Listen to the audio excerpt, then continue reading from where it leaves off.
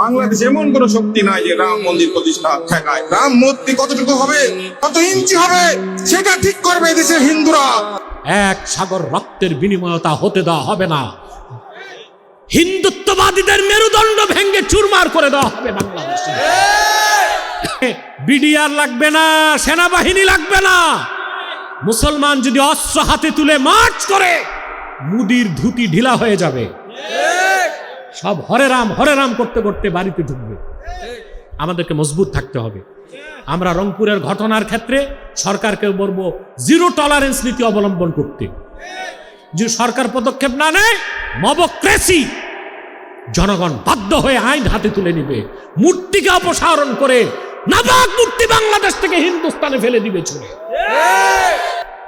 রংপুরে পলাশবাড়িতে খুব সম্ভবত হিন্দুরা মূর্তি তৈরি করছে একটা, জানেন আপনারা? রাম মূর্তি, রামের মূর্তি তৈরি করেছে। আর মুসলমান যারা প্রতিবাদ করেছে তাদেরকে মৌলবাদী এবং বলে তকমা দিয়েছে। নওজুবিল্লাহ বলে। আচ্ছা বলেন তো ভাই, হিন্দুরা যতটা নিরাপদে বাংলাদেশে আছে, মুসলমানরা ভারতে তার 10 ভাগের 1 ভাগ নিরাপত্তা পায়? সেখানে মসজিদগুলোকে তালা দেওয়া হয়। আমরা দেখেছি শুভেন্দু এই সন্ত্রাসী যখন পশ্চিম বাংলার মুখ্যমন্ত্রী হয়েছে, মসজিদের ভিতরে ঢুকে সেজদারত মুসল্লির মাথায় পা দেওয়া হয়েছে, গরু কোরবানি করতে দেওয়া হয় নাই, চরম নির্যাতন করা হয়েছে। তার প্রতিবাদে প্রতিশোধ দিতে যে বাংলাদেশে কোনো হিন্দুর গায়ে আমরা আঘাত করছি? কারণ আমরা ইসলামের আদর্শে বিশ্বাসী। কোন এক এলাকার হিন্দুদের অপরাধে এই এলাকার হিন্দুদেরকে জুলুম করা যায় না। কিন্তু যেটা মূর্তি নির্মাণ হচ্ছে রংপুরে, এটার উদ্দেশ্য খুব খারাপ। এক হচ্ছে মূর্তি নাপাক, যেখানে মূর্তি থাকে আল্লাহর রহমত সেখানে থাকে না। বিশাল আকৃতির একটা মূর্তি তারা নির্মাণ করলো কি করে? প্রশাসন বাধা দেয় নাই কেন? এটা আমাদের প্রশ্ন। আগেই তো বাধা দেওয়া দরকার ছিল। তারপর তাদের মূর্তি তাদের মন্দিরে থাকবে। মূর্তি যদি এত বড় বানায় যে মুসলমানের চোখ যায়, এদিকে মুসলমানের অধিকার খর্ব হয় না? কথা বলে না। কারণ মূর্তিকে মুসলমান নাপাক মনে করে। কি মনে করে? অতএব তাদের ধর্মীয় অধিকার রক্ষা করতে যে সংখ্যাগরিষ্ঠ মুসলিম যারা এই বাংলাদেশকে সৃষ্টি করেছে, তাদের অধিকারকে খর্ব করা কোনো অবস্থায় মেনে নেওয়া হবে না। এখানে একটা চক্রান্ত হচ্ছে কি আপনারা জানেন না? এটা একটা রাজনৈতিক চক্রান্ত ভারতের। এই জন্য মূর্তিটা নির্মাণ করছে। এটা হচ্ছে চিকেন নেক আছে, আপনারা জানেন? চিকেন নেক খুব সরু একটা পথ, ভারতের মূল ভূখণ্ডের সাথে 7টা রাজ্য সেই চিকেন নেক বা সরু পথ ওইটার সাথে সংযুক্ত, 7 সিস্টার বলে যে। তো ওই চিকেন নেককে যদি কোনোভাবে কেটে দেওয়া যায়, তাহলে ভারত থেকে 7টা রাজ্য ছিন্ন হয়ে যাবে। এই ভয় থেকে এই হিন্দুত্ববাদী ভারত সরকার চিন্তা করতেছে চিকেন নেককে প্রশস্ত করতে হবে। এখন চিকেন নেককে প্রশস্ত করতে গেলে রংপুর দখল করতে হবে। নওজুবিল্লাহ বলে। এখন রংপুর দখল করতে গেলে ক্ষেত্র তৈরি করতে হবে না? তো সবচেয়ে বড় মূর্তি একটা সেখানে বানাইছে। তারপর তাদের প্ল্যান হচ্ছে সারা দেশ থেকে হিন্দুদেরকে সেখানে নিয়ে যাবে, হিন্দু সংখ্যাগরিষ্ঠতা দেখাবে। তারপর এক সময় ওই এলাকার হিন্দুরা স্বাধীনতার দাবি করবে। নওজুবিল্লাহ বলে। সিকিম নামে একটা রাষ্ট্র ছিল, জানেন? সিকিম একটা স্বাধীন রাষ্ট্র ছিল। এই রাষ্ট্রটাকে ভারত দখল করছে। ওখানে একজন মুখ্যমন্ত্রী ছিল লেন্দুব দর্জি। কি নাম? এই লেন্দুব দর্জি ছিল রয়ের এজেন্ট। একদিনে ত্রাস করে লেন্দুব দর্জি সিকিমকে ভারতের হাতে তুলে দিয়েছে। একটা দেশ স্বাধীনতা হারাইছে। তো ওদের চক্রান্ত হচ্ছে রংপুরে মূর্তি নির্মাণ করবে, হিন্দুদের সাংস্কৃতিক চর্চা বাড়াবে, হিন্দু সংখ্যা বাড়াবে, নির্বাচনে তারা জিতে যাবে, কোনো এক সময় তারা স্বাধীনতার দাবি করবে, ভারত তখন হস্তক্ষেপ করবে। এক সাগর রক্তের বিনিময়ে তা হতে দেওয়া হবে না। হিন্দুত্ববাদীদের মেরুদণ্ড ভেঙে চুরমার করে দেওয়া হবে বাংলাদেশে। আমরা সরকারকে বলবো এই মূর্তি অপসারণ করতে হবে। আর রংপুরের, বাংলাদেশের অংশ রংপুরের ক্ষেত্রে প্রশাসনকে সর্বোচ্চ দৃষ্টি দিতে হবে। পাশাপাশি আমাদের শত্রু আমাদের পাশে, আমাদের তৈরি করতে হবে বাংলাদেশে। বাজেটে বিরাট বাজেট, আমরা সুন্দর বাজেট হয়েছে, শিক্ষা খাতে 1 লক্ষ কোটি টাকার উপরে বরাদ্দ আছে, কিন্তু আমরা চেয়েছিলাম প্রতিরক্ষা খাতেও 1 লক্ষ কোটি টাকা বরাদ্দ থাকুক, যেন আমার দেশে সামরিক কারখানা হয়, তো আমরা তৈরি করব।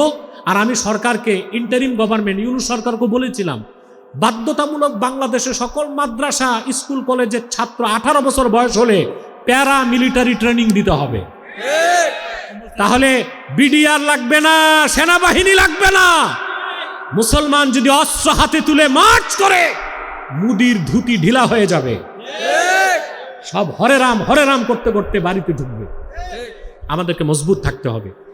আমরা রংপুরের ঘটনার ক্ষেত্রে সরকারকে বলবো জিরো টলারেন্স নীতি অবলম্বন করতে। যে সরকার পদক্ষেপ না নেয়, মবক্রেসি, জনগণ বাধ্য হয়ে আইন হাতে তুলে নিবে, মূর্তিকে অপসারণ করে নাপাক মূর্তি বাংলাদেশ থেকে হিন্দুস্তানে ফেলে দিবে ছুঁড়ে।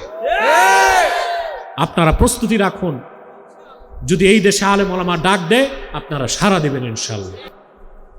প্রিয় ভাইরা, আমি আজকে সূরা বাকারা থেকে 21 নম্বর আয়াত তেলাওয়াত করেছি। বলুন তো কোন সূরা? জোরে বলেন। কোরআন শরীফের দীর্ঘ সূরা কি? সবচেয়ে বড় সূরা? সুবহানাল্লাহ বিহামদিহি। তাফসীরের কিতাবে এসেছে, ওয়াকাফা আবু বকরিন রাদিয়াল্লাহু তাআলা আনহু 8 সানা ফি সূরাতিল বাকারা।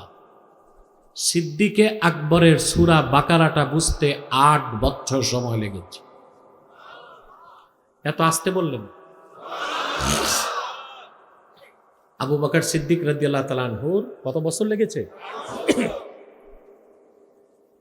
সহজ কথা, এই একটা সূরাতে আল্লাহ তাআলা কত কথা বলেছেন।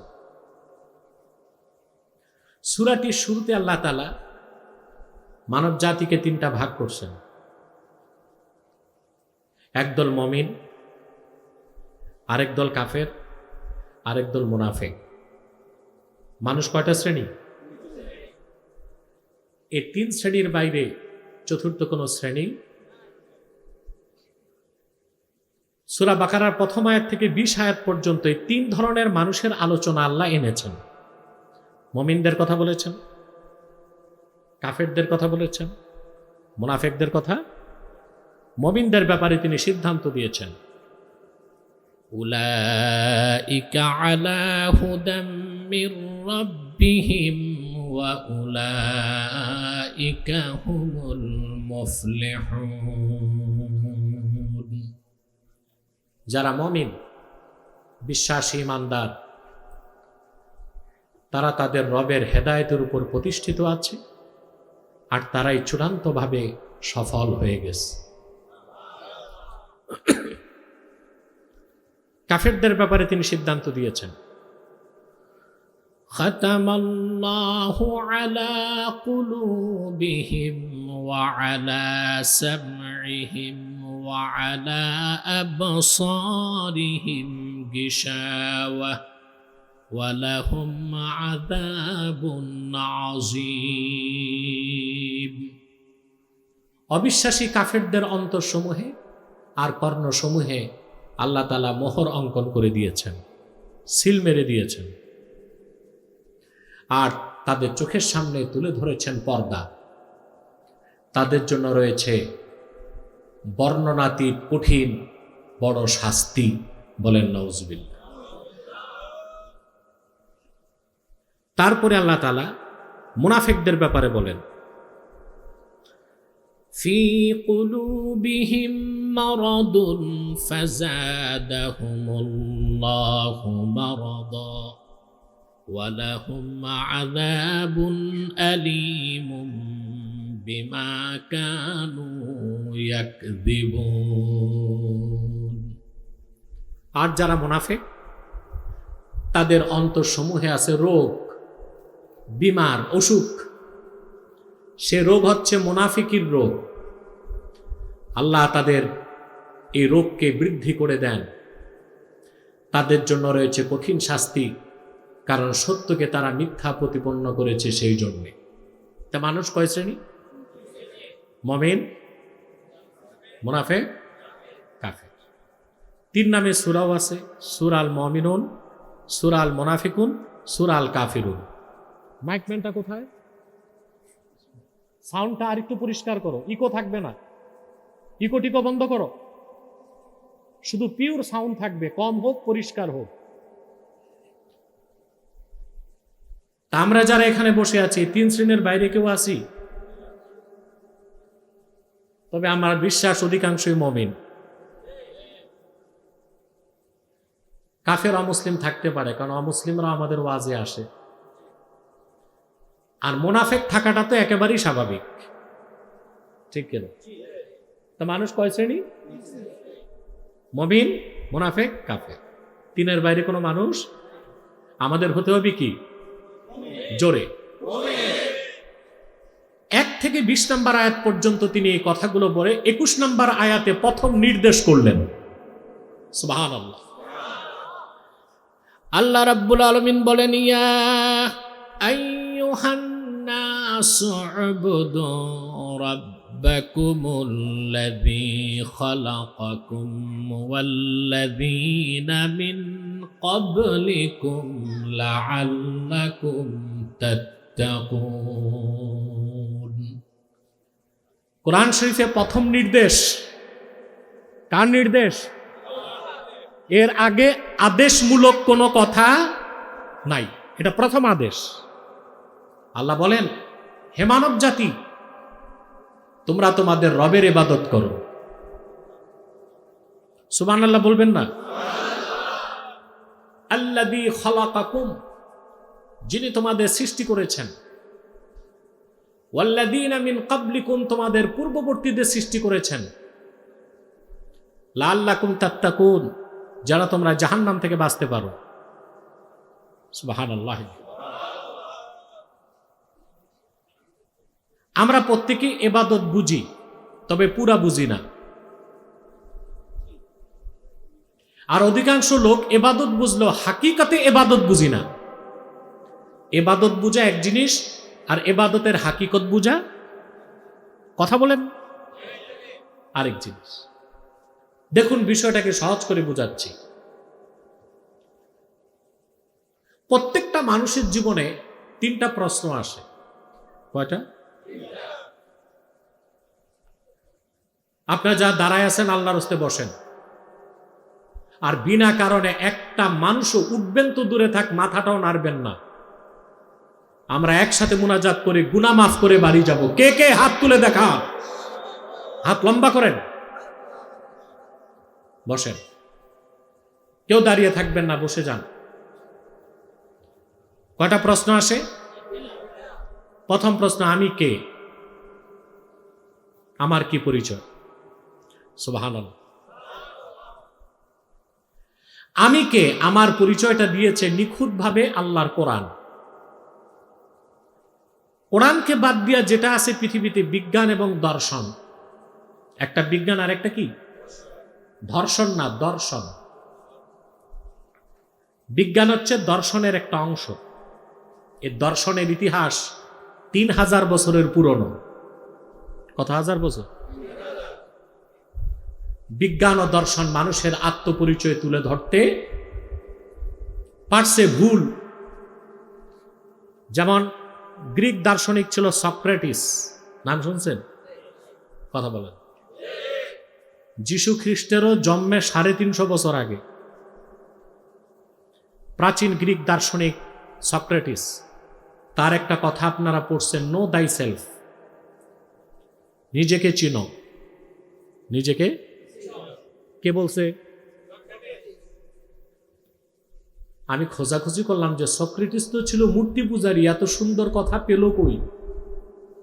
কথাটা তো সুন্দর, নো দাই সেলফ, নিজেকে চেনো। খুঁজে দেখলাম প্রাচীন গ্রিক একটা মন্দির ছিল, ডেলফি মন্দির। ওখানে সক্রেটিস পড়তে যে লেখাটা পেয়েছে, নো দাই সেলফ, নিজেকে চিনো। চিন্তা করলাম ওই মন্দিরে কথাটা গেল কোত্থেকে? খুঁজে পাইলাম যুগটা ছিল আল্লাহর পয়গম্বর দানিয়াল আলাইহিস সালামের যুগ। দানিয়াল নাম শুনছেন? খ্রিস্টানরা ওনার নামকে বিকৃত করছে, বাইবেলে ওনাকে বলে ড্যানিয়েল। কি বলে? ড্যানিয়েল। হযরত দানিয়াল যখন বাইতুল মুকাদ্দাসে ছিলেন, কষ্ট হচ্ছে আপনাদের না? কথাগুলো মাথায় ঢুকতেছে? তখন পারস্যে একজন অত্যাচারী রাজা ছিল, নেবুচাঁদ নেজার। ইতিহাসে তার নাম বখতে নাসার, কিন্তু বাংলা ইতিহাসে তার নাম লেখছে কি? নেবুচাঁদ নেজার। তখন প্রচুর বনি ইসরায়েলের আলেম সাগর পাড়ি দিয়ে চলে গেছে গ্রিসে। কোথায়? তাদের কাছ থেকে ডেলফি মন্দিরের লোকজন এই দামি কথাটা পেয়েছিল, নো দাই সেলফ, নিজেকে চিনো। তাহলে বোঝা যাচ্ছে বিজ্ঞান ও দর্শনের ভালো যতটুক, ওটা মানুষের অর্জন না, ওটা কখনো কোনো না কোনো একদিন আসমান থেকেই এসেছিল। যদিও বা পরবর্তীতে তাওরাত, ইনজিল, Bible, Old Testament, New Testament নষ্ট হয়ে গেছে, ধর্ম দুইটা বিকৃত হয়ে গেছে, নকল হয়ে গেছে, কিন্তু তখন যে কথাটা তারা পেয়েছিল হযরত দানিয়ালের শিক্ষা থেকে। কথা বুঝতেছেন? এই যে নো দাই সেলফ, মাইকম্যানটা আমার মন মতো মাইক দিতে পারলো না, আমার আওয়াজ কানে লাগবে কেন? আওয়াজটা বলতেছি কমাও, সফট করো। নস্টালজিয়া তো ভালো না, সাউন্ডটাকে সফট করে দাও। এই দিকটা কান, আপনারা কথা বলবেন না, আমি আস্তে আস্তে বলি। নো দাই সেলফ, নিজেকে চেনো। সক্রেটিসের এই কথার উপর গড়ে উঠল দর্শন শাস্ত্র, ফিলোসফি। বয়স পার হইল দর্শনের 3000 বছর। কত বছর? নিজেকে চিনো, এই মূল মন্ত্র ধারণ করে দর্শন শাস্ত্রের মাধ্যমে মানুষ কি পরিচয় পেল নিজের? কোন এক দার্শনিক বলেছে মানুষ হচ্ছে যৌন নির্ভরশীল জীব। নওয়াজবিল। অর্থাৎ মানুষের সৃষ্টির উদ্দেশ্য একটাই, যৌন কাজ করা। কোন এক দার্শনিক বলে দিছে মানুষ হচ্ছে ইতর প্রাণী, তবে বুদ্ধিমান। নওয়াজবিল। দর্শন চর্চা করে এই পরিচয় মানুষ পাইছে।